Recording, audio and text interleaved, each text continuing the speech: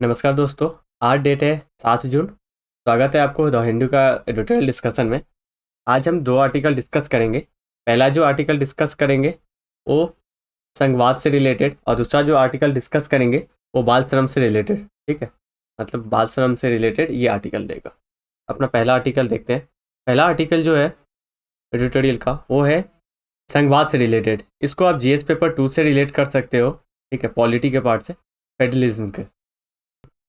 देखिए, कुछ हम बेसिक का बात करते हैं। फिर संघवाद किसको कहते हैं? ठीक है, संघीय सरकार किसको कहा जाता है? देखिए, संघीय सरकार या संघवाद इसको कहते हैं जिसमें ऐसी सरकार जिसमें केंद्र और राज्य दोनों के बीच शक्तियों का विभाजन हो। राइट, दोनों के बीच में क्या होगा? शक्तियों का विभाजन रहेगा, और दोनों अपने अपने कार्य क्षेत्र के लिए क्या होंगे? स्वतंत्र होंगे। दोनों ही अपने कार्य क्षेत्र के लिए स्वतंत्र होंगे। ये है इसका डिफिनेशन। सिंपल वर्ड में समझिएगा कि देखिए, राज्य है, केंद्र सरकार है, राज्य सरकार है, दोनों है। ये एक यूनिवर्स है, ठीक है, ये देश है, केंद्र है, राज्य है। ठीक है, इसके बीच में, दोनों के बीच में क्या होगा? शक्तियों का विभाजन होगा। राइट, और उस शक्ति का यूज करने का क्षेत्रीय अधिकार रहेगा, स्वतंत्र रहेगा। ठीक है, वो भी अपना यूज कर सकते हैं क्षेत्र का अधिकार, और ये भी कर सकते हैं अपने शक्तियों का अधिकार। इसका कुछ फीचर है, राइट, विशेषता है संघीय सरकार का। ये पहला जो है वो दोहरी सरकार होगी। दोहरी सरकार मतलब राष्ट्र के स्तर पे और क्षेत्रीय स्तर पे। दूसरा जो है वो लिखित संविधान रहता है। ठीक है, तीसरा जो नंबर होता है राष्ट्रीय और क्षेत्रीय सरकारों के मध्य शक्तियों का विभाजन। ठीक है, आप देखोगे इसमें 3 सूची है। केंद्र सूची,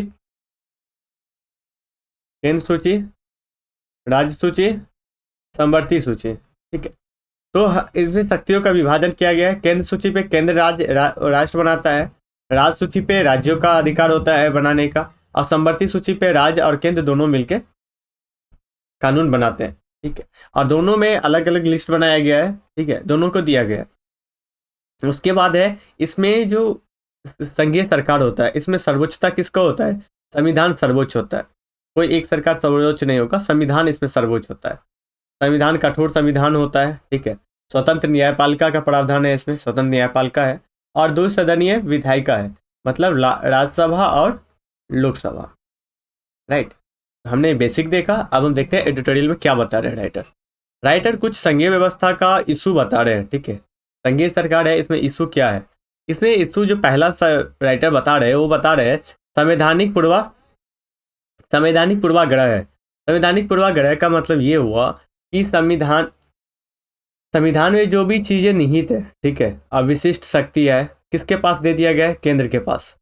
इनमें क्या है कि ज्यादा से ज्यादा इशू, देखिए, केंद्र के पास कितना हो जाता है? राज्य सूची पे, केंद्र सूची पे सरकार बनाती है, कानून बना सकती है, समवर्ती सूची पे बना सकती है, और उसके बाद अविशिष्ट सूची पे सरकार बना सकती है। और टाइम आने पर क्या होगा कि राज्य सूची पे भी सरकार कानून बनाती है। तो ये देखिए, किसके पास ज्यादा अधिकार हो रहा है? केंद्र के पास ज्यादा अधिकार जा रहा है। तो केंद्र के पास ज्यादा यदि अधिकार जा रहा है तो फिर हम संघीय व्यवस्था कैसे होगी? संघीय व्यवस्था में क्या बताया गया था डिफिनेशन में कि केंद्र और राज्य, इसमें दोनों का विभाजन रहेगा, और दोनों ही अपने लेवल पे स्वतंत्र रहेंगे कानून बनाने के लिए। समझ गए?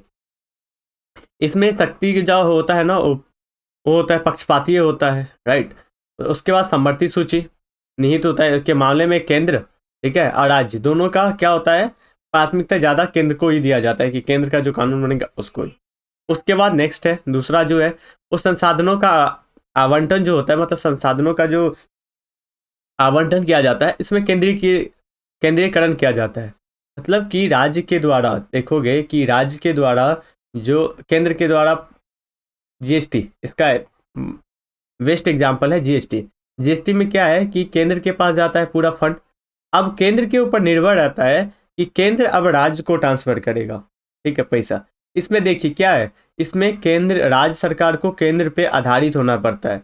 ये इनसे जो मिलेगा उस पर आधारित है, ना कि जनता के द्वारा डायरेक्ट इनके पास कर आता है। तो ये प्रभावित होता है। तो इनके व्यय में, मतलब जो खर्च है और जो आय होता है, उसमें बहुत ज़्यादा खामियां होती है। ठीक है, खामियां बढ़ती जाती है। उसका एक है एग्जाम्पल, उस जैसे हमने जीएसटी का जो डिस्कशन कर रहे थे, एडिटोरियल, उसमें हमने बताया था, वहाँ पे भी था। उसके बाद देखिए केंद्रीय परियोजना जो होती है ना, केंद्रीय प्रायोजित योजना, उसमें क्या होता है, खासकर शिक्षा और स्वास्थ्य से रिलेटेड, उसमें केंद्र सरकार और राज्य सरकार को आवंटन करना पड़ता है 85%, 82%, राइट। लेकिन किसकी योजना आती है, केंद्र सरकार की। यहाँ पे इनके डोमिनेंट पड़ जाता है, केंद्र सरकार अपने कानून को लेकर आ जाते हैं। जैसे बताया गया था आयुष्मान भारत, राइट, आयुष्मान भारत को लेके तो देखो राज्य स्तर पे भी चलता है, लेकिन केंद्र स्तर पे भी इस योजना को चलाया जाता है। इसका फंडिंग क्या करता है, तो आप देखोगे कि 60%, 60-40 रहता है रेशियो, 60% राज्य को देना पड़ेगा यहाँ पे। तो ये तो इक्वालिटी नहीं ना हो रही, केंद्र का योजना है लेकिन राज्य को कितना देना पड़ा, इतना। ये सारी चीजें हैं। व्यय किसको देना पड़ा है, सामाजिक व्यय ज्यादा से ज्यादा क्या राज्यों को देना पड़ रहा है।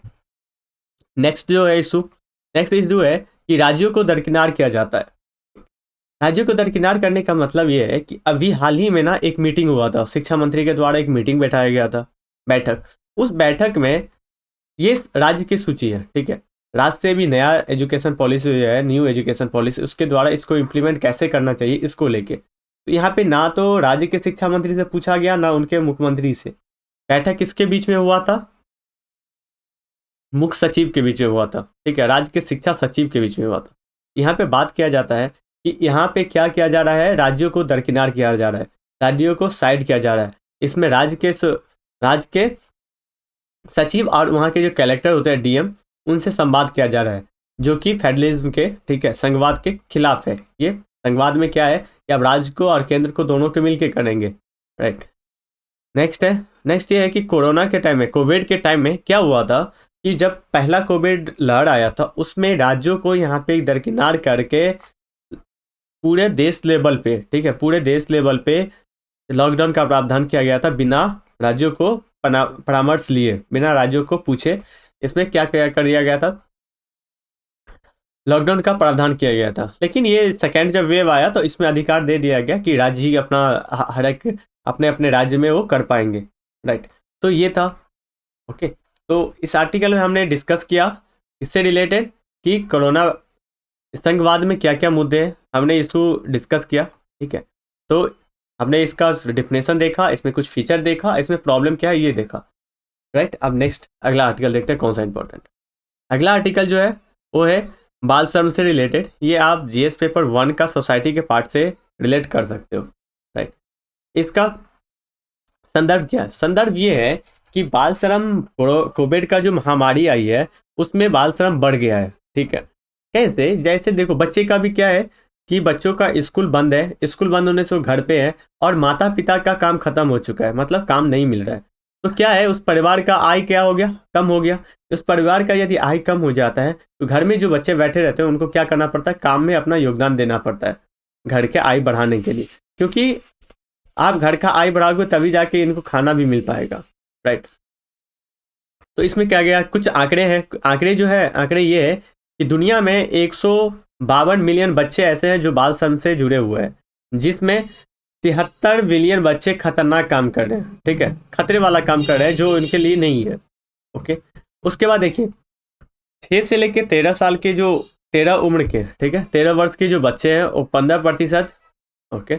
और 14 से लेके 17 वर्ष के वो 79.6%, ठीक है। इतने बच्चे लगे हुए हैं भारत में। जो जनगणना हुआ था 2011 के जनगणना के अनुसार 5 से लेकर 14 वर्ष के उम्र के बच्चे 10 मिलियन बच्चे काम कर रहे थे, ठीक है, कामकाजी थे। उसके बाद 81.1 मिलियन जो है ना वो ग्रामीण क्षेत्र में, ये ग्रामीण क्षेत्र रिलेटेड है। उसमें भी मुख्य तौर पे 26% आप देखोगे ये डाटा यूज करने लायक है मेंस में, ठीक है। ऐसे हम डाटा फैक्ट याद नहीं करते हैं, लेकिन ये नॉर्मल डाटा है, कोई हार्ड डाटा नहीं है, इसको हम अपने आंसर में यूज कर सकते हैं।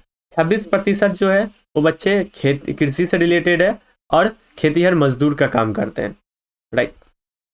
उसके बाद देखिए महिला और बाल विकास मंत्रालय और यूनेस्को ने मिलकर एक रिपोर्ट निकाला था, जिस रिपोर्ट के मुताबिक सर्वे आया था, उस सर्वे के मुताबिक 10 से लेकर 14 वर्ष के जो बच्चे हैं, ठीक है, प्राथमिक शिक्षा के पास से ज़्यादा वो पढ़े नहीं है, राइट। ये उसके बाद देखिए इसकी कुछ सकारात्मक रुझान भी है, जैसे मनरेगा हो गया, मिड डे मील योजना हो गया।